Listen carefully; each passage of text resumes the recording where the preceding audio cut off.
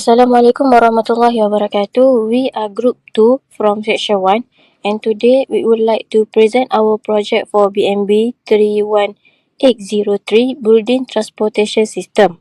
The title of our project is Strategic Reorganization of Building Transportation System, which focus on an 8-story commercial and office tower located at Hagen Avenue, Bintulu, Sarawak. This is our team. First, NURFAATIHah AQILAH binti Abdul Hadi, CN240146. Second, NAJLAA SYAZA binti Jaafar, CN240441. Third, ALLAN HASEN anak Charlie, CN230415. Last, Siti NAJIBAH binti Abdul Aziz, CN240417. Assalamualaikum warahmatullahi wabarakatuh. My name is Siti NAJIBAH. For our project, we selected Hagen Avenue in Bintulu as the case study. Building transportation systems are important because they help people move smoothly within a building. Facilities such as lift, staircase, and corridor play an important role in supporting daily activity. Therefore, this project focuses on evaluating the existing transportation system and proposing improvement to achieve better circulation within the building. The objective of this study are to review the existing transportation facilities available at the Hagen Avenue and identify any issue that may affect user movement. Besides that, the curing circulation arrangement will be evaluated to determine its effectiveness.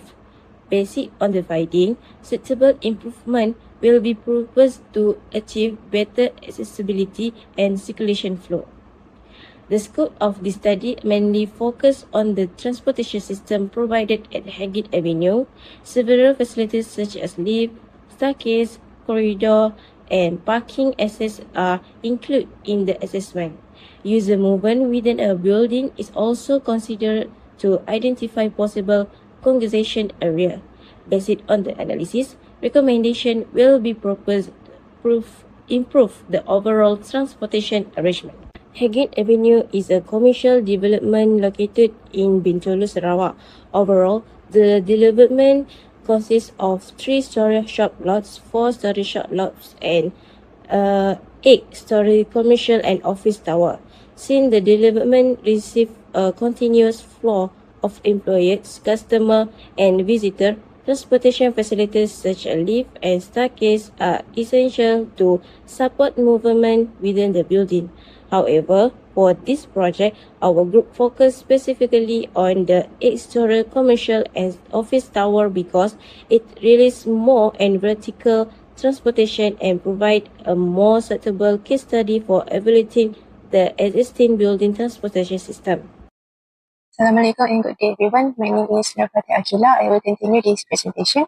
In this section, I will present the existing system audit and problem identification for selected 8-story commercial and office tower located at Hagen Avenue, Bintulu, Sarawak. Based on the floor plan, the building consists of 1 main floor and 7 upper floor, used for office and commercial activities. The building has both active and passive transportation elements. The active elements include a duplex lift system with 2 passenger lift and staircase. Each lift is assumed to carry 30 people and operate at a speed of 1.6 meters per second. The passive elements include lift lobby, corridor, entrance, and exits. Using the staircase office occupancy density, the total number of occupants in the building is estimated to be 282 people. To understand how people move within the building, the traffic observation was carried out using the morning peak traffic model. This model represents the busiest period when employees and visitors arrive at the building. According to CIBSE guideline, office buildings should be able to handle about 12% of building population within 5 minutes. Based on the estimate population, the building needs to transport approximately 34 people every 5 minutes. The busiest period was identified between 8 a.m. and 9 a.m. when most users travel from the ground floor to the upper floor. From the audit, several bottleneck and pinch points were identified. The most critical bottleneck is the ground floor lift lobby because Many people gather there during the morning peak period while waiting for the lift. Temporary congestion may also happen at the upper floor lift lobby during lunch hour and after office hour. In addition, the corridor area near the lift lobby can become crowded when queues extend into the circulation space. Passenger entering and leaving the lift at the same time can also reduce the efficiency of movement. Based on the finding, the building depends heavily on lift service, especially during peak period. When many people use the lift at the same time, passengers may experience longer waiting time and congestion at the lift lobby. The interaction between passengers waiting for the lift and those exiting the lift can also affect the flow of movement. Overall, the existing building transportation system is suitable for normal office operation. However, its performance may decrease during peak period or if the number of users increase in the future. Therefore, improvement to the system should be considered. Next, I will pass the presentation to Alan. Salam sejahtera and greetings. My name is ALLAN Hansen. So this project propose changing the existing office tower into a professional training center. Although the total building population remains approximately 282 people, the transportation demand patterns changes significantly. Unlike office buildings where arrivals are spread throughout the day, training centers generate concentrated passenger movements during morning arrivals, class change periods, lunch breaks, and dismissal times. So as a result, the required lift handling capacity increases from about 34 persons per 5 minutes to 43 persons per 5 minutes. Therefore, the existing transportation system needs to be reorganized to accommodate these higher peak demands efficiently. Alright, moving on to proposed BTS reorganization. So, to address the new transportation demand, several improvements are proposed. Firstly, for vertical transportation, the number of lifts are to be increased from 2 to 3 units, while the lift speed is upgraded from 1.6 meter per second to 2.5 meter per second, and the lift control system is also enhanced with triplex group control and destination dispatch technology to improve passenger distribution. Meanwhile, for passive system improvements, our queue guidance systems and digital displays are introduced at the lift lobbies. Corridor spaces near the lift lobbies are also reorganized to provide clear circulation width of 2 meters. Stair usage is also encouraged for short distances travel between lower floors to reduce lift demand. Besides physical improvements, operational strategies are also reorganized. The proposed system uses destination dispatch with adaptive zoning to optimize lift allocations.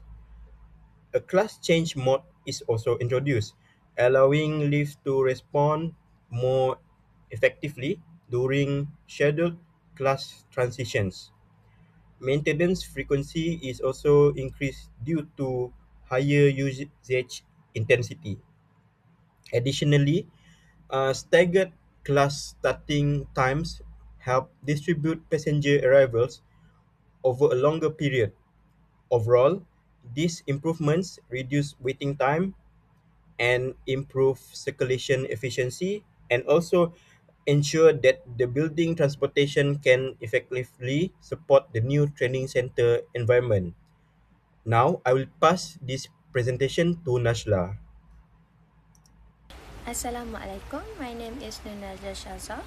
I will continue with my part, which is the technical calculation and engineering justification. I will start with the design assumption. This study is focused on an 8-story commercial and office tower in Bintulu with the emphasis on the building transportation system, specifically lift performance. The objective is to evaluate the existing system and suggest the improvement based on the CIBSE's guidelines. Next, For the lift traffic theory analysis evaluates how efficient the passenger movement is in a multi-story building.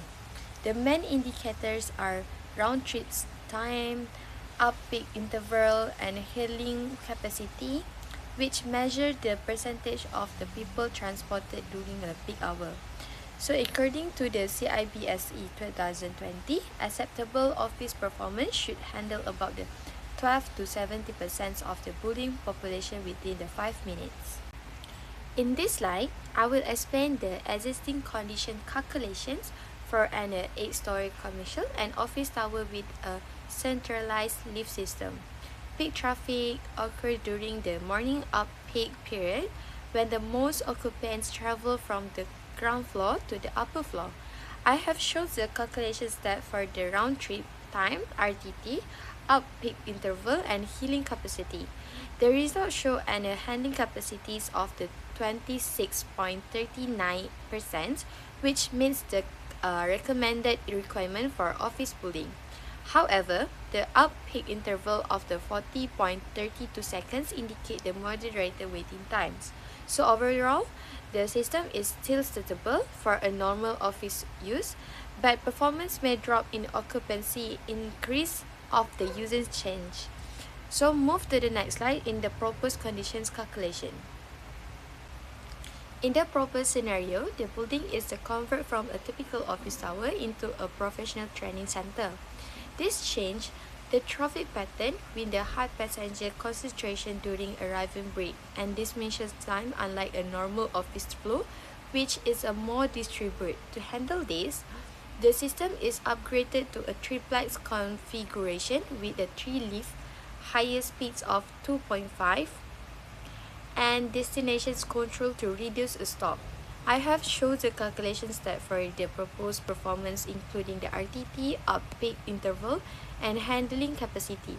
So the result is shown an improvement handling capacity of 47.6292% and a reduced up-peak interval of 22.20 seconds, which improve overall system performance and meet CIBSE's requirements.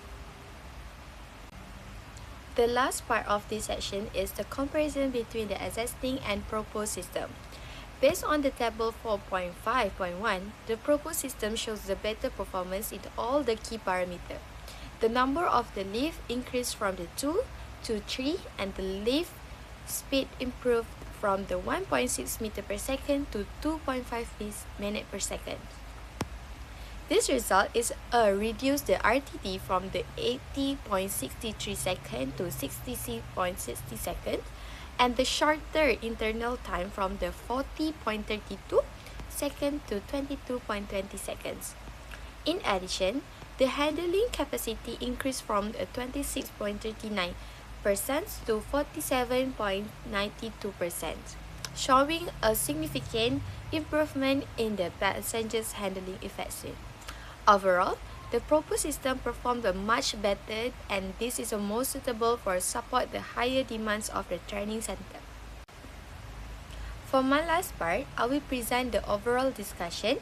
The existing duplex system is suitable for a normal office, but not efficient for a training center due to its longer response time of 40.32 seconds, which may cause a concentration during the peak hour. The proposed triplet system with the destination display improved performance by reducing RTT to 66.60 seconds and interval time to 22.20 seconds, while the increased handling capacity to 47.92% in line with the CIBSE guidelines. Additions of measures like a witness corridor, staircase use, and the schedule also improve the circulations. So overall, the proposed system is more efficient for the higher density use. In conclusion, the existing duplex lift system is sufficient for normal office operation, but congestion may occur during peak period. To support the proposed training center, several improvements were introduced, including a triplet lift system, higher lift speed, and destination speed control. Overall, the proposed building transportation system reorganization provides better circulation, efficiency, and is more suitable for supporting the building's new function. Thank you.